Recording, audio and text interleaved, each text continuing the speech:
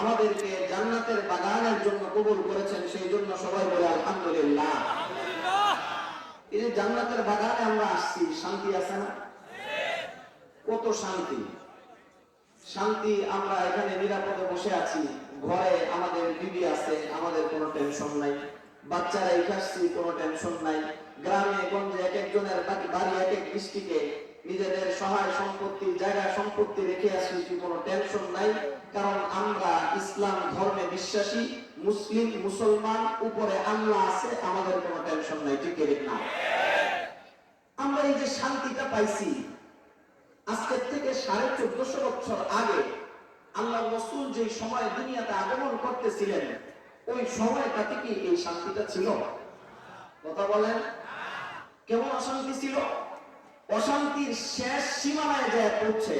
আমার দুই পাশে, এক পাশে আমার শ্রদ্ধা ভাজন মুরব্বী আমার আব্বাজান, আরেক পাশে আমার আব্বার দুস্থ আমার চাচা বসা।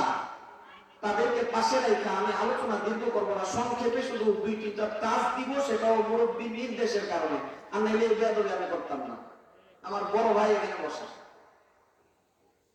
সেই 1450 বছর আগে যেই সময় পৃথিবী চরম অশান্তির শেষ সীমানায় পৌঁছেছে, সেই সময় সেই যুগটা শেষ সীমায় পৌঁছার কারণে সেই যুগের নাম দেওয়া হয়েছে জাহিলিয়তের যুগ। ঠিক না?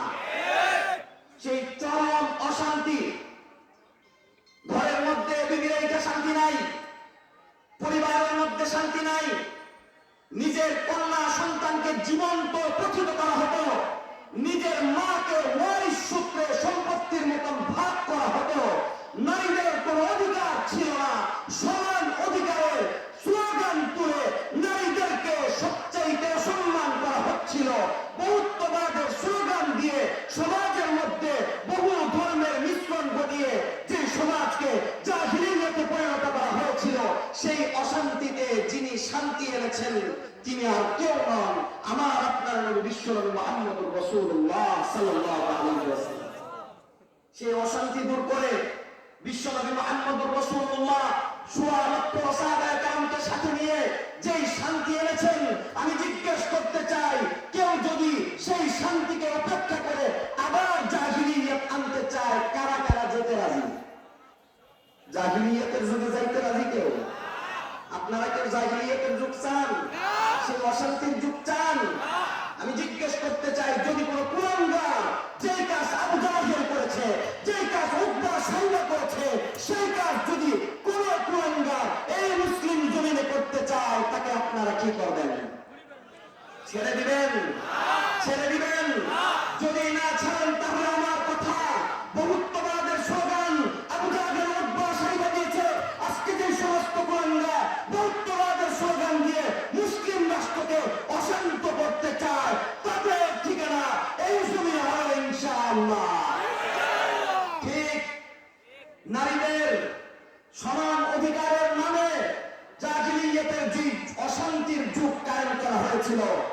আজকে স্বৈরাচার চলে যাওয়ার পর বাংলার মানুষ শান্তিতে থাকবে, বাংলার মুসলমান শান্তিতে থাকবে, সেটা আমেরিকাও চায় না, মোদিও চায় না। ঠিক না? তাদের প্ল্যান বাস্তবায়ন করার জন্য একদল স্বৈরাচারের দোসর তারা আবার মাঠে নেমেছে। জাহিলিয়তের যুগকে ফিরিয়ে আনার জন্য প্রতিহত করতে হবে, প্রতিহত করতে হবে। কারা কারা রাজি? আল্লাহ রাব্বুল আলামিন কবুল করুন, সকলে বলে আমিন। বিস্তারিত বলবেন মুরব্বীরা, আমি শুধু এতটুকু কথা জিজ্ঞেস করতে চাই, কোরআন পরিবর্তনের কথা বলে যারা নাস্তিক্যবাদ কায়েম করতে চায়, তাদেরকে প্রতিহত করার জন্য বুকে তাজা রক্ত ঢালতে হবে। কারা কারা প্রস্তুত? কারা কারা প্রস্তুত? আল্লাহ রাব্বুল আলামিন কবুল করুন, সকলে বলে আমিন।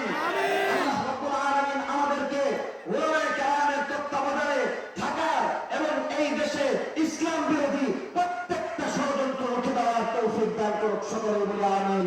নাসরুম মিনাল্লাহ ওয়া ফাতহুন করিব ওয়া বাশশিরিল মুমিনিন। আসসালামু আলাইকুম ওয়া রাহমাতুল্লাহি ওয়া বারাকাতুহু।